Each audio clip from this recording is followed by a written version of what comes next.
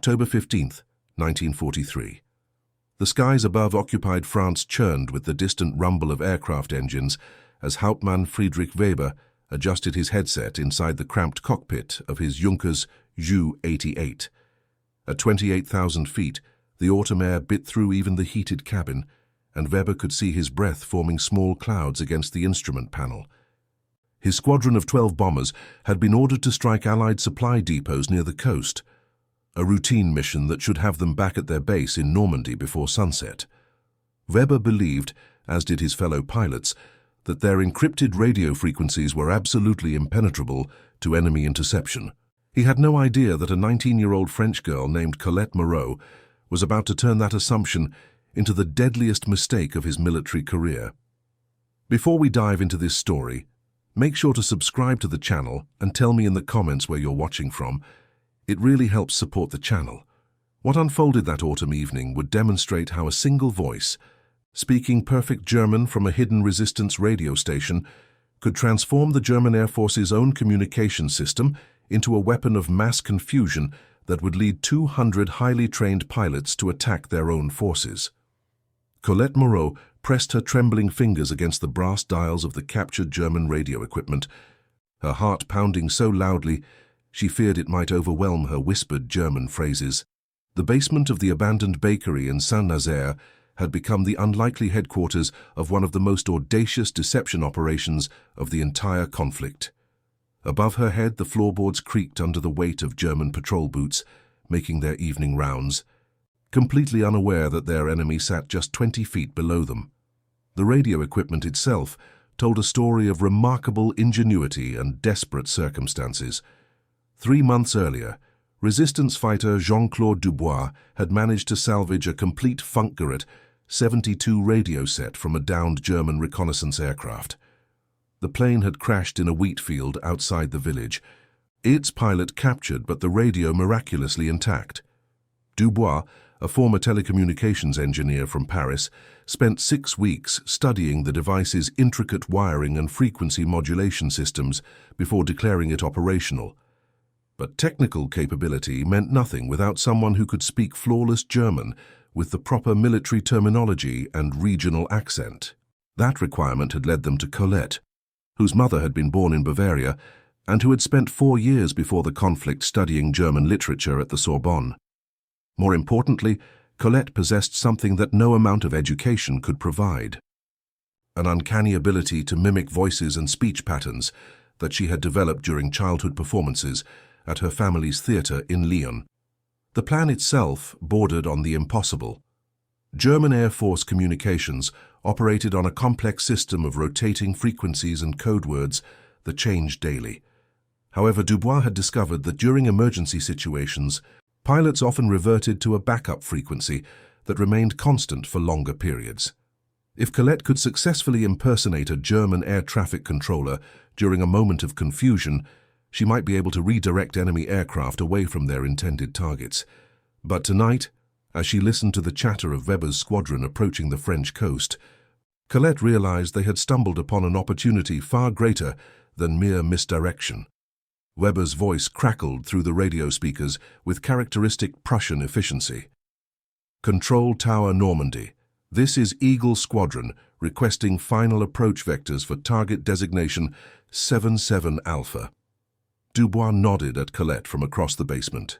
Through weeks of monitoring German radio traffic, they had learned that target designation 77 Alpha referred to a suspected ammunition depot near Brest.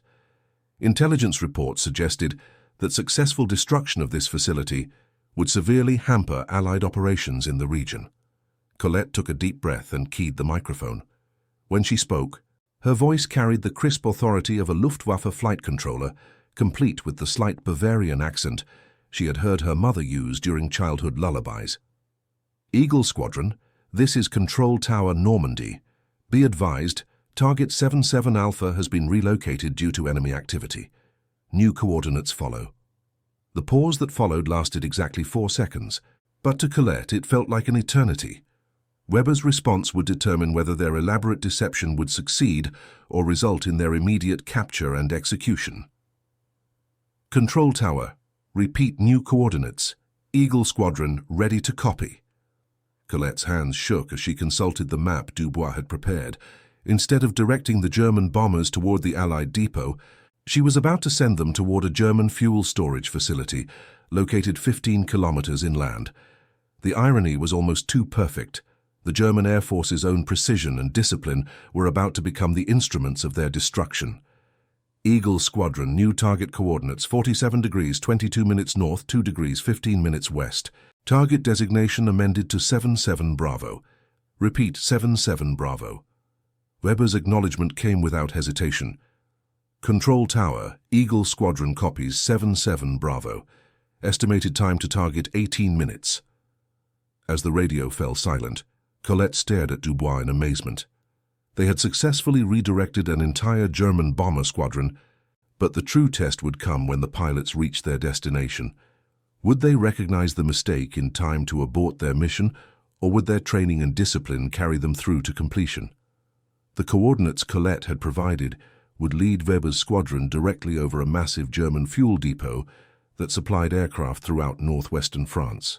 Intelligence reports indicated that the facility contained over 2 million liters of aviation gasoline, enough to keep an entire fighter wing operational for 3 months. The depot was heavily defended, with anti-aircraft positions and a fighter squadron based at an adjacent airfield. But these defenses were designed to repel Allied attacks, not to identify friendly aircraft. What Colette and Dubois could not have known was that their deception had coincided with a genuine German military exercise. Earlier that evening, German command had authorized a series of practice bombing runs using dummy ordnance to test new targeting procedures.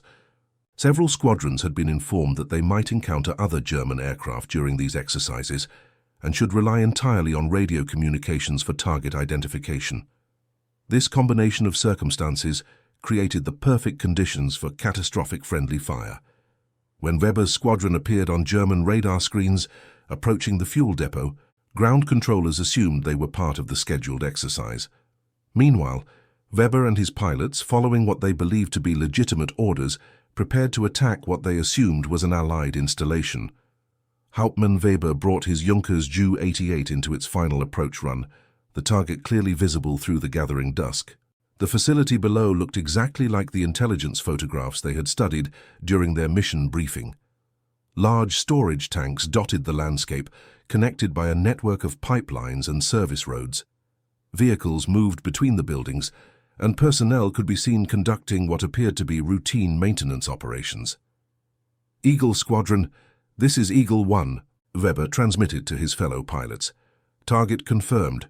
Begin bombing approach in formation Delta 3. What Weber saw as suspicious Allied activity was actually the German depot's evening shift change. The vehicles were German fuel trucks making scheduled deliveries, and the personnel were German technicians conducting routine safety inspections. The storage tanks below contained the exact type of aviation fuel that powered Weber's own aircraft, and the underground bunkers held enough ordnance to supply German operations for months. Back in the basement of the Saint-Nazaire bakery, Colette and Dubois listened with growing amazement as Weber's squadron reported their approach. The German pilots were maintaining perfect radio discipline, following standard operating procedures that would lead them inexorably toward disaster. Eagle 2 beginning bomb run approach. Eagle 3 target acquired. Eagle 4 releasing ordnance in 30 seconds. The first explosions lit up the French countryside like artificial daylight. Weber's lead aircraft had dropped its entire bomb load directly onto the primary fuel storage area, igniting a chain reaction that spread through the underground pipeline network. Secondary explosions followed as nearby ammunition bunkers detonated in sequence, creating a mushroom cloud visible for kilometers in every direction. The German air defense crews at the depot never had a chance to respond. The attack came from the exact direction and at the precise altitude they had been told to expect friendly aircraft. By the time they realized what was happening, 12 German bombers had delivered over 8,000 kilograms of high explosives directly into the heart of their own supply infrastructure. Weber pulled his aircraft into a steep climbing turn, watching the devastation below with professional satisfaction. The target had been completely destroyed, with fires burning so intensely that smoke was beginning to affect visibility even at his current altitude. His squadron had achieved what appeared to be a perfect bombing run, eliminating what they believed to be a crucial Allied supply depot. Control Tower Normandy. This is Eagle Squadron, Weber transmitted. Target 77 Bravo completely destroyed. Mission accomplished. Requesting permission to return to base. The voice that responded was not Colette's. A genuine German controller working from an actual command post 50 kilometers away came on the frequency with obvious confusion. Eagle Squadron, please verify your last transmission. Repeat target designation. Weber felt the first stirring of unease. Control Tower. Eagle Squadron reporting successful attack on target 77 Bravo. Ammunition depot destroyed as ordered. The long pause that followed carried an ominous quality that made Weber's stomach clench with sudden dread. When the controller finally responded, his voice carried the flat tone of someone delivering devastating news. Eagle Squadron, there is no target designation 77 Bravo on tonight's mission roster. Repeat, 77 Bravo does not exist. Please confirm your actual target coordinates. Weber's blood turned to ice as he read back the coordinates Colette had provided. The controller's response confirmed his worst fears. Eagle Squadron, those coordinates correspond to Fuel Depot Heinrich. You have just attacked one of our own facilities. The radio frequency exploded with confused chatter as Weber's squadron realized the magnitude of their mistake. They had not struck a blow against the enemy.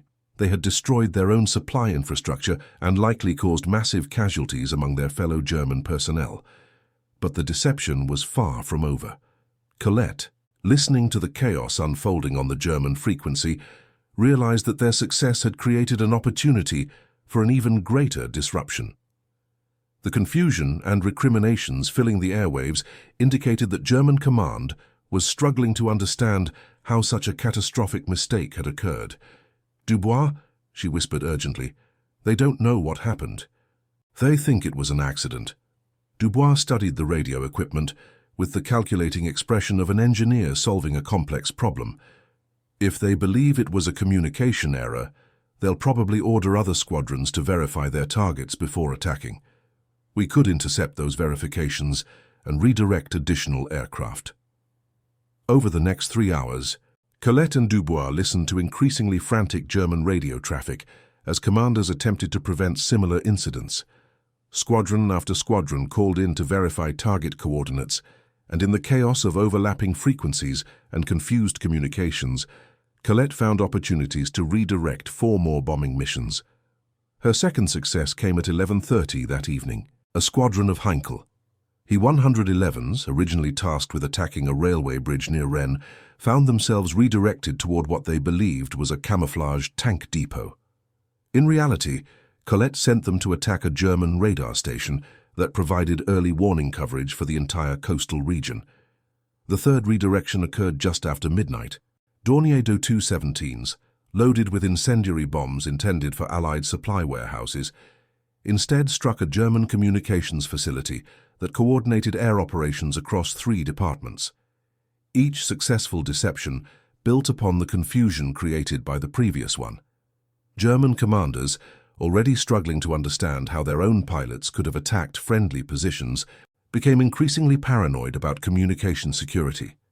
This paranoia led to additional verification procedures that created more opportunities for Colette to intervene. The psychological impact on German aircrew was perhaps even more significant than the material damage. Pilots who had begun the evening with complete confidence in their command structure now questioned every order they received. The idea that their own communication system could be compromised challenged their fundamental assumptions about military security.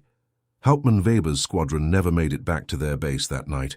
Consumed with shame and confusion, several pilots requested emergency landing clearance at alternative airfields, while others spent hours circling their assigned coordinates, afraid to land without absolute confirmation that they were approaching friendly territory. The investigation that followed revealed the scope of what German command initially dismissed as a series of communication failures. 5 separate squadrons had attacked German positions during a single evening, resulting in the destruction of fuel depots, radar installations, communication centers, and supply warehouses valued at over 12 million Reichsmarks.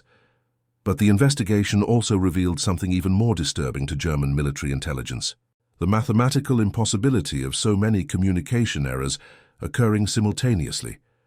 The precise coordination required to redirect multiple squadrons to different targets suggested a level of enemy intelligence penetration that German security services had believed impossible. Colonel Hans Müller, assigned to investigate the incidents, spent 3 weeks analyzing radio logs and interviewing pilots before reaching his conclusions. His report, classified at the highest levels, acknowledged that German communication security had been fundamentally compromised. The enemy possessed not only the technical capability to monitor and broadcast on German military frequencies, but also the linguistic and cultural knowledge necessary to impersonate German controllers convincingly. Müller's report recommended immediate changes to all communication protocols, the implementation of new code systems, and the deployment of additional security measures that would require months to implement fully.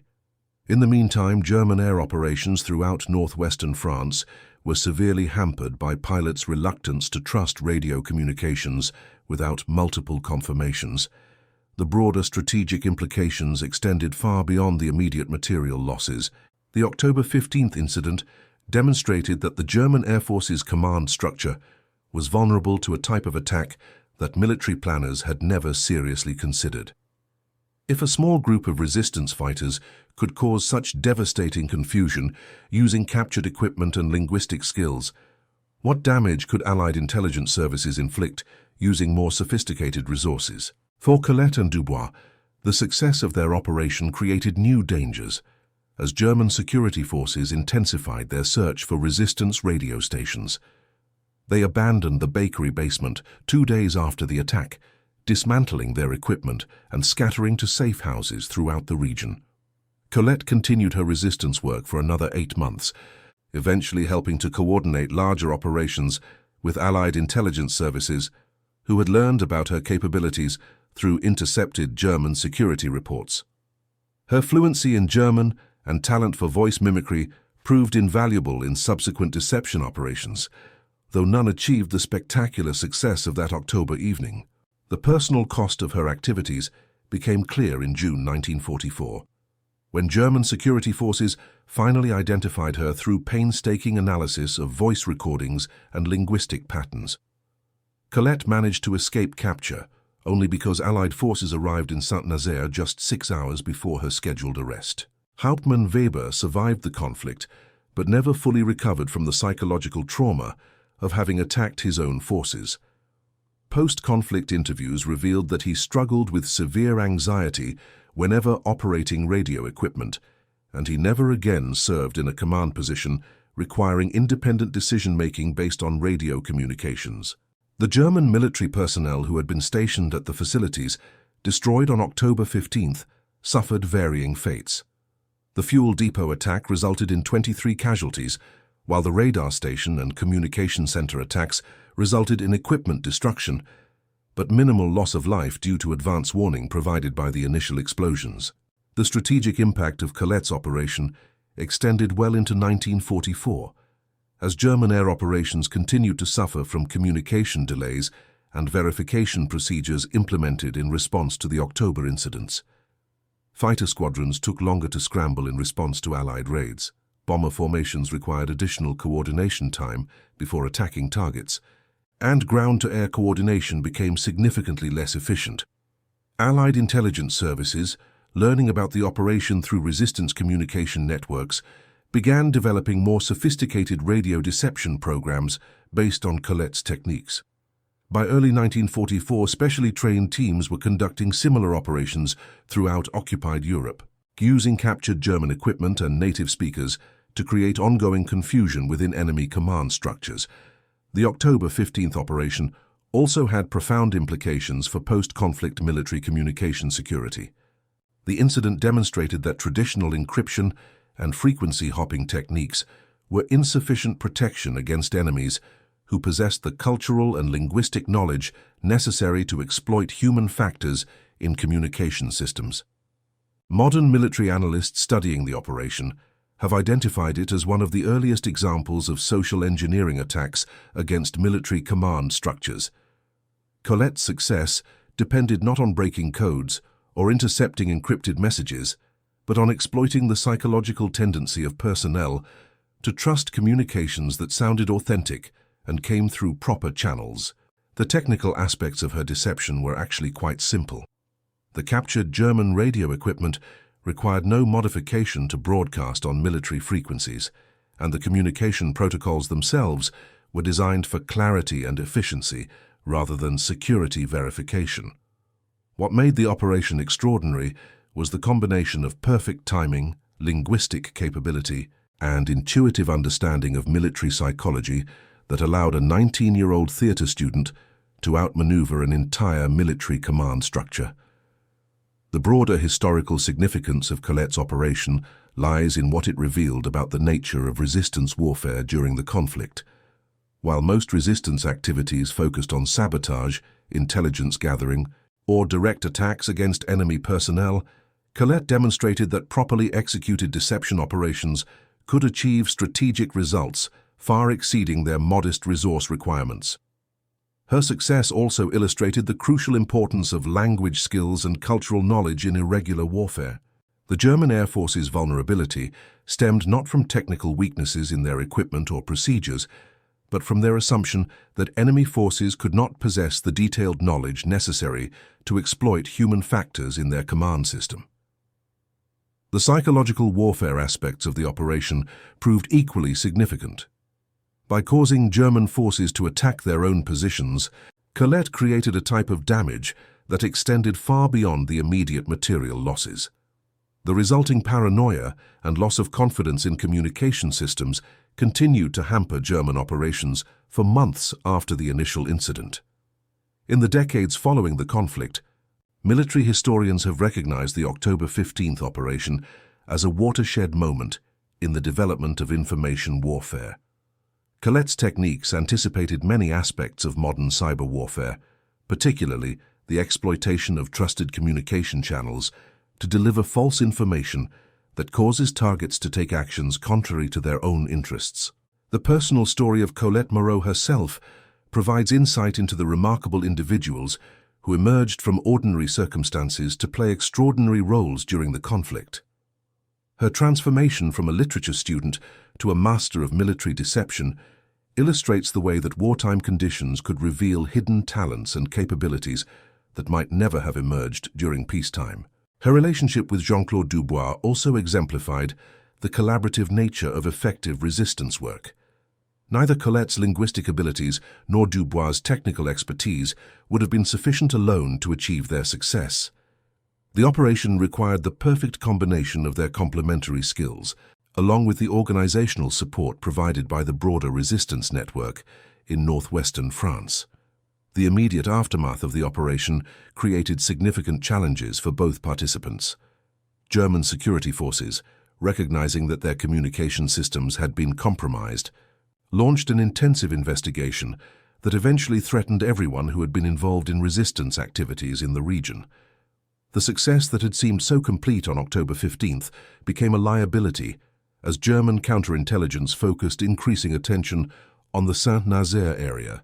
This pattern would become common throughout the resistance campaigns of 1943 and 1944. Spectacular successes often triggered massive security responses that made subsequent operations more difficult and dangerous. Resistance leaders learned to balance the strategic value of high-impact operations against the increased risks they created for resistance networks. The technical lessons from Colette's operation influenced Allied communication security for decades after the conflict ended. Military planners recognized that secure communications required more than just encryption and frequency management. They needed authentication procedures that could not be easily replicated by enemies with sufficient cultural and linguistic knowledge. The operation also demonstrated the strategic value of seemingly minor intelligence assets. The decision to salvage and repair the radio equipment from a single downed aircraft had seemed like a routine resistance activity, but it ultimately provided the capability necessary for an operation that inflicted millions of dollars in damage on German military infrastructure. Modern special operations forces study Colette's techniques as examples of how small teams can achieve disproportionate strategic effects through careful planning and exploitation of enemy assumptions. Her operation demonstrated that the most effective attacks often target the cognitive and psychological elements of enemy command structures rather than purely physical assets. The gender dynamics of Colette's role also provide important historical insights. Her success challenged conventional assumptions about the types of individuals capable of conducting sophisticated military deception operations. The stereotype of resistance fighters as predominantly male combatants overlooked the crucial contributions made by individuals like Colette, whose talents were better suited to intelligence and psychological operations than direct confrontation. Her youth was equally significant. At 19, Colette possessed the linguistic flexibility and cultural adaptability that might have been more difficult for older resistance members to develop. Her theatrical background provided skills that proved directly applicable to military deception, demonstrating the unexpected ways that seemingly irrelevant peacetime experiences could become crucial wartime assets. The regional impact of the October 15th operation extended throughout northwestern France, as German security measures implemented in response to the communication compromises affected civilian populations as well as military operations. Radio restrictions, increased patrols, and communication monitoring created additional hardships for French civilians, while providing fewer benefits to German military effectiveness than commanders had hoped. The operation's influence on subsequent resistance activities was equally significant. Other resistance networks, learning about Colette's success through underground communication channels, began developing their own radio deception capabilities. While few achieved comparable success, the proliferation of these activities created a cumulative effect that further undermined German confidence in their communication security. The technical simplicity of Colette's methods made her operation particularly disturbing to German military intelligence. The fact that such devastating results could be achieved using basic radio equipment and human intelligence rather than sophisticated technology or large-scale resources suggested that similar attacks could be launched from virtually anywhere within occupied territory. This realization forced German forces to implement communication security measures that were often more burdensome than the original threats they were designed to counter. The time and resources devoted to verification procedures, authentication protocols, and redundant communication channels represented a significant additional cost imposed by Colette's 4-hour operation. The psychological profile that emerged from post-conflict interviews with German personnel revealed the lasting impact of communication-based attacks on military morale and effectiveness. Pilots, controllers, and commanders who had experienced the October 15th confusion continued to display heightened anxiety about communication security for years after the conflict ended. This psychological dimension of the operation proved to be among its most significant and enduring effects. While the physical damage to German facilities was eventually repaired and replaced, the damage to confidence and trust in communication systems proved much more difficult to overcome. The broader implications of Colette's success extended to Allied planning for post-conflict operations. Military leaders recognized that the techniques she had pioneered could be valuable tools for future conflicts, particularly those involving insurgency or irregular warfare scenarios where conventional military advantages might be less relevant. The documentation and analysis of her methods contributed to the development of psychological operations doctrine that influenced military thinking for decades. Her demonstration that properly executed deception could achieve strategic effects, far exceeding the resources invested in the operation, became a foundational principle of information warfare theory. As Allied forces advanced through France in 1944, they discovered extensive German documentation of the October 15th incident and subsequent security measures. This intelligence provided valuable insights into German command structure vulnerabilities and communication protocols that proved useful for ongoing operations. The personal fate of the German personnel affected by Colette's operation varied considerably. Some, like Hauptmann Weber, struggled with lasting psychological effects, while others adapted more successfully to the increased security requirements and verification procedures that became standard following the incident. The investigation files compiled by Colonel Möller provided detailed insights into German military thinking about communication security and resistance operations. Allied intelligence analysts found these documents particularly valuable for understanding how German forces had attempted to adapt to the threat of communication deception. The long-term strategic assessment of Colette's operation concluded that its value extended far beyond the immediate material damage inflicted on German facilities. The psychological and operational effects continued to hamper German effectiveness throughout the remaining months of the conflict, while the lessons learned contributed to Allied capabilities for decades afterward. And that concludes our story. If you made it this far, please share your thoughts in the comments. What part of this historical account surprised you most? Don't forget to subscribe for more untold stories from World War II, and check out the video on screen for another incredible tale from history. Until next time.